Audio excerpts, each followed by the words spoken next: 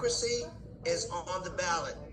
Project 2025 seeks to turn our democracy upside down, seeks to further take away rights of women, where the Kamala Harris presidency will fight to restore rights of women, your reproductive freedoms, the opportunity to love who you want to love, where you want to love them, the ability to fight for environmental justice, to fight for criminal justice reform, to fight for economic parity, to have the opportunity to have health care available, and to fight for those basic rights of human dignity.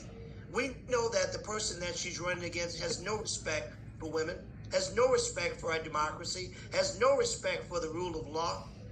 We must push back, and we must fight as if our lives depend on it, because it actually does. So you powerful women, I have the greatest respect and admiration for you strong Democratic leaders. My wife is a brigadier general in the United States Army. So I've got great respect for women in leadership. And every one of you are leaders in your own right. And we must stand up and remind everyone when people say, well, what has Kamala Harris done? Well, let me tell you what she's done. She's been a district attorney. She's been the Attorney General for the state of California. She's been a United States Senator, and now she is one of the most consequential, talented, and strongest vice presidents we've ever had.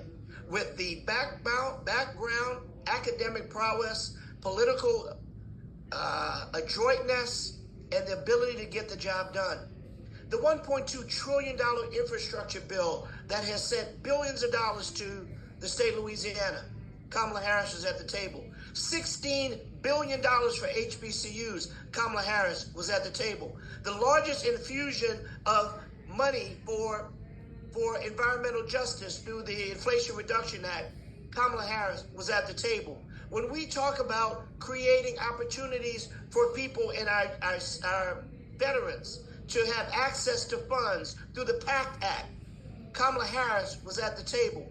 All of the monumental legislation that we passed in the 117th Congress was all done by the Biden-Harris administration, and one half of that team is Kamala Harris. She has not been a passive vice president. Again, one of the most consequential vice presidents that our history has ever had. Is she ready? She is absolutely ready. Does she need every one of us to step up? Yes, she does, because they're going to throw everything at her. They're going to disrespect her, as we've seen happen every day with the cat lady comment, disrespecting all women and those who may not have children, that somehow they are less than and should not have an opportunity to vote. To challenge her blackness, my God, he was on television today saying, is she black or is she Indian? Does it even matter? She's an American, and she's prepared to be our president of the United States of America. So whenever they push their foolish narratives, my sisters, we've got to push back 10 times. Push back with the facts. Push back. When they push hate, we push love. When they push lies, we push truth. When they come forward with foolishness, we show them how foolish they are. Today demonstrates the strength of Louisiana women. As we have seen all over the country, people are pushing, people are fighting. There's a lot at stake.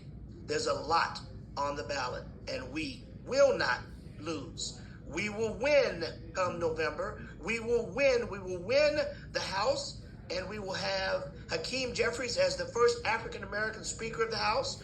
We will win the Senate, and we will win the White House. We'll be able to get reform of the Supreme Court. We'll be able to reverse and fight on reversing the Roe v. Wade horrible decision by the Supreme Court, by codifying Roe and restoring the right of women to have control of their bodily autonomy.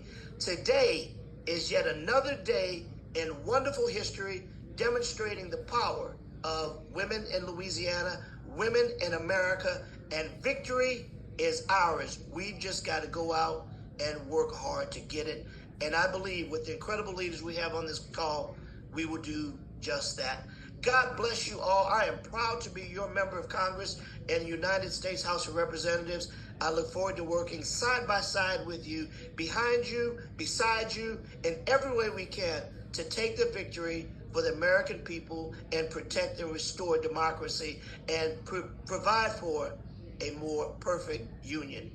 It is now my distinct pleasure and honor to present to you my dear friend who is actually with the Vice President right now, so she can't be with us physically, but my dear friend, the President of the United States, President of the New Orleans City Council, Helena Moreno, for a short video. God bless you all.